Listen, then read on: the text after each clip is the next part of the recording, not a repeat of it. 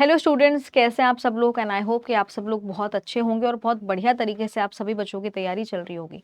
तो basically students, यहाँ पर हम साइंस के वो इंपॉर्टेंट क्वेश्चन डिस्कस कर रहे हैं जो आपके पेपर पॉइंट ऑफ व्यू से बेहद इंपॉर्टेंट है। अगर आप बिहार पुलिस कांस्टेबल का एग्जाम देने जा रहे हो, डीएलएड का एग्जाम देने जा रहे हो, या फिर अगर आप बिहार लेबोरेटरी असिस्टेंट की तैयारी कर रहे हो, तो ये क्वेश्चन आप लोगों के लिए बहुत इंपॉर्टेंट है। तो चलिए शुरुआत करेंगे। सबसे बेसिकली इसके अलावा आप लोग मेरे साथ टेलीग्राम ग्रुप पर भी कनेक्ट हो सकते हैं। ये जो स्कैनर दिया हुआ है इसको स्कैन कर लीजिएगा, आप मेरे साथ सीधे तौर पर टेलीग्राम ग्रुप पर कनेक्ट हो जाएंगे।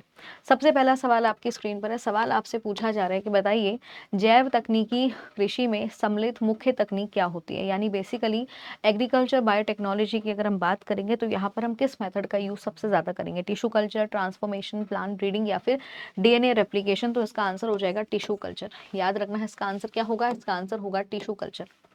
दूसरा, प्लास्टर ऑफ पेरिस का रासायनिक सूत्र क्या होता है। अगर प्लास्टर ऑफ पेरिस की बात करें, जिसे पीओपी कहते हैं, और इसके रासायनिक सूत्र की अगर बात करेंगे तो उसका रासायनिक सूत्र होता है calcium sulphate dot half molecules of water.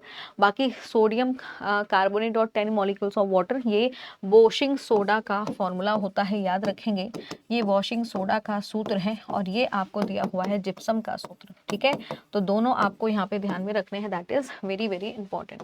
आगे बढ़ेंगे, अगला क्वेश्चन बताएंगे, निम्नलिखित में से कौन पारा का अयस्क है। यानी पारे की ओर का नाम बताना है। ब्रास है, सोल्डर है, एमलगम है या फिर सिनेबार है। तो इसका आंसर बेटा सिनेबार हो जाएगा। सिनेबार पारा की ओर होती है, याद रखेंगे। और एमलगम में हम मर्क्यूरी का इस्तेमाल करते हैं, तो एमलगम मर्क्यूरी अलॉय होता है, याद रखना है, इंपॉर्टेंट है। ठीक है, आगे बढ़ेंगे, अगला क्वेश्चन, वाष्पीकरण की प्रक्रिया के कारण वस्तुएं क्या होंगी। वाष्पीकरण की प्रक्रिया के कारण अगर मैं बात करूं तो वस्तुएं क्या होंगी, गर्म हो जाएंगी, ठंडी होती है, उनका तापमान बढ़ जाता है, निम्नलिखित में से कोई भी नहीं। तो जब कभी भी वाष्पीकरण की प्रोसेस होगा, वाष्पीकरण की प्रक्रिया होगी, तो ऐसे में कूलिंग इफेक्ट क्रिएट होता है, यानी वस्तुएं ठंडी हो जाती हैं, याद रखेंगे। ठीक है, अगला अगला क्वेश्चन, मोनाना किंगडम में कौन शामिल है। बैक्टीरिया शामिल है, डाइनोफ्लेरियाटा शामिल है, स्माइल मोल्ड शामिल है या फिर यूग्लिनॉइड शामिल है। तो याद रखना है, मोनाना किंगडम में आपके सारे बैक्टीरियाज आते हैं, जीवाणु आते हैं और इनकी कोशिकाएं होती हैं प्रोकैरियोटिक, याद रखेंगे, इंपॉर्टेंट है। ऐसे ही आगे बढ़ेंगे, अगला क्वेश्चन, निम्नलिखित में से वो कौन सा ऐसा है जिसकी वजह से अफ्रीकन स्लीपिंग सिकनेस होता है। अफ्रीकन स्लीपिंग सिकनेस बीमारी जो है वो प्रोटोजोआ की वजह से होती है और उस प्रोटोजोआ का नाम है ट्रेप्सोनोमा, याद रखेंगे, इंपॉर्टेंट है। ठीक है, आगे बढ़ेंगे, अगला question, which test is used to measure water pollution. जल प्रदूषण को मापने के लिए कौन सा परीक्षण किया जाता है। तो जल प्रदूषण को अगर हमें मापना है तो बायोकेमिकल ऑक्सीजन डिमांड बेसिकली किया जाता है, याद रखेंगे। ठीक है, तो इसका आंसर आपका फर्स्ट ऑप्शन हो जाएगा। अगला सवाल, निम्नलिखित में से कौन सी जड़ें श्वसन जड़ें कहलाती हैं। किन जड़ों को हम श्वसन जड़ें कहेंगे। स्लिट रूट्स को कहेंगे, प्रॉप रूट्स को बोलेंगे, प्रू न्यूमेटिक रूट्स को बोलेंगे, किसको कहेंगे। तो इसका आंसर हो जाएगा प्रू न्यूमेटाफोरस, यानी इन्हीं जड़ों को बेसिकली रेस्पिरेटरी रूट कहा जाता है। अगला क्वेश्चन है, निम्नलिखित में से कौन डार्विन के सिद्धांत में शामिल नहीं था। डार्विन के सिद्धांत में क्या चीज शामिल नहीं थी। प्राकृतिक चयन, योग्यतम की उत्तरजीविता, जीवन के अस्तित्व के लिए संघर्ष या फिर विरासत के माध्यम से इवैल्यूएशन। तो यही वाली चीज शामिल नहीं थी। और इनकी एक बहुत ही फेमस किताब है, उसके बारे में आप लोग मुझे कमेंट बॉक्स में बताएंगे कि इनकी फेमस किताब का नाम क्या है। ठीक है, आगे, अगर कोई वस्तु विराम अवस्था से प्रारंभ एक समान तुरंत से गति करेगी तो क्या हो जाएगा, इसकी वेलोसिटी टाइम के डायरेक्टली प्रोपोर्शनल होगी, याद रखेंगे, ए ऑप्शन यहाँ पे आंसर हो जाएगा। ठीक है, आगे बढ़ेंगे, अगला सवाल जैसे पूछा जा रहा है, मोमेंटम की एसआई यूनिट क्या होती है। मोमेंटम का फॉर्मूला होता है P is equal to mv, और मोमेंटम की जो एसआई यूनिट होगी बेटा वो होगी किलोग्राम मीटर पर सेकेंड, याद रखेंगे, किलोग्राम मीटर पर सेकेंड मोमेंटम की इकाई होती है, ध्यान रखेंगे, इंपॉर्टेंट है।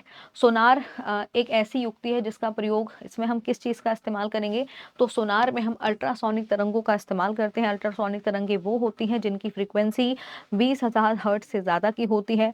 जलमग्न वस्तुओं का पता लगाने के लिए हम सोनार टेक्निक का इस्तेमाल करेंगे। सोनार की फुल फॉर्म होती है साउंड नेविगेशन एंड रेंजिंग, याद रखेंगे, इंपॉर्टेंट है। ठीक है, आगे बढ़ेंगे, अगला क्वेश्चन, पंजाब में भू निमीकरण का मुख्य कारण क्या है। ओवर इरिगेशन है, ग्रेजिंग है, इंटेंसिव फार्मिंग है या फिर बेटा डिफॉरेस्टेशन है। तो याद रखेंगे ओवर इरिगेशन इसका रीजन हो जाएगा ए ऑप्शन।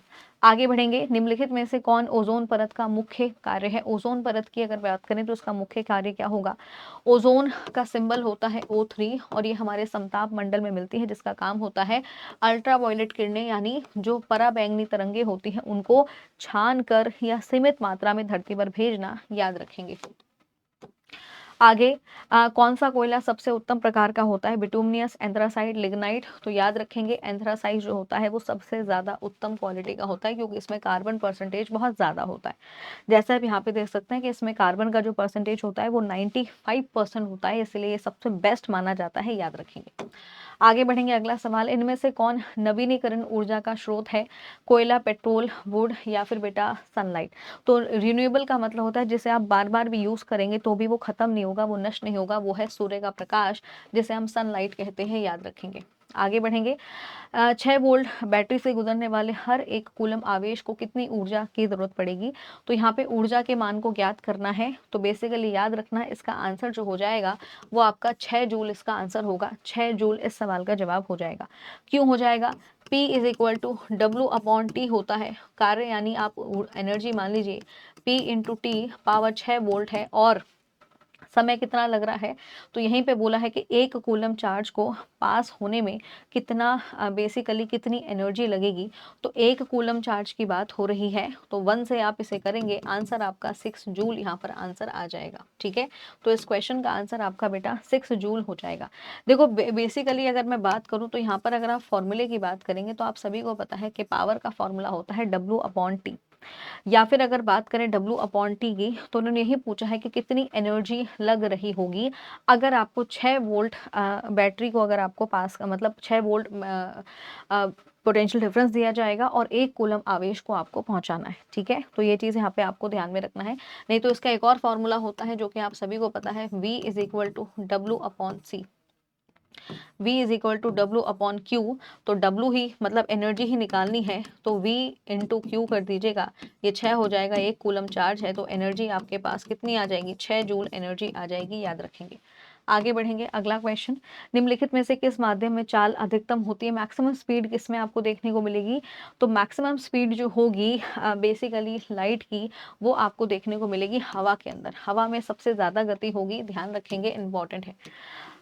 अब यहाँ पर ये ओम्स लॉ का कुछ फॉर्मूले दिए हुए हैं जिनसे आपके पेपर में सवाल बन सकते हैं, क्योंकि एग्जाम में बेटा न्यूमेरिकल्स आते हैं तो न्यूमेरिकल से पेपर में सवाल बनते हैं। जैसे अगर आपको पावर को ज्ञात करना है तो आप इन फॉर्मूलों का इस्तेमाल कर सकते हो, अगर आपको करंट को ज्ञात करना है तो आप इन फॉर्मूलेज का इस्तेमाल कर सकते हैं, अगर आपको रेजिस्टेंस निकालना है तो आपके सामने ये फॉर्मूलेज हैं, और अगर आपको पोटेंशियल डिफरेंस निकालना है तो आपके सामने ये फॉर्मूलेज मौजूद हैं।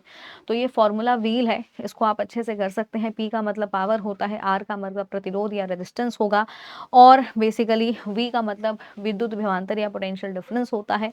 तो आप इन फॉर्मूलोज को याद कर लीजिएगा, आपके एग्जाम में यहाँ से सवाल बनते हैं। ठीक है, बाकी स्टूडेंट आप सभी को पता है कि आज मंथ एंड सेल जो है वो एंड हो रहा है, और बेसिकली 26 जून से चल रही थी सेल, जिसकी आज अंतिम तारीख है। तो अगर आप कोई भी बिहार एग्जाम्स वाला के कोर्सेज को लेना चाहते हैं तो ऐसे में आपको 80% तक का ऑफ मिलेगा, साथ में 5% का और एडिशनल ऑफ मिलेगा अगर आप मंथ एंड 5 कूपन कोड का यूज़ करते हैं तो ऐसे ही इंपॉर्टेंट सेशन के लिए जुड़े रहिए, बाकी इस ऑफर का लाभ भी उठाइए। ये ऑफर आज ख़त्म हो रहा है। ठीक है, तो इसी के साथ thank you so much students, और मिलते हैं आपसे अगले सेशन में जहाँ पर ऐसे इंपॉर्टेंट क्वेश्चंस हम लोग करेंगे जो आपके पेपर पॉइंट ऑफ व्यू से बेहद इंपॉर्टेंट होंगे। Thank you so much, bye bye and take care.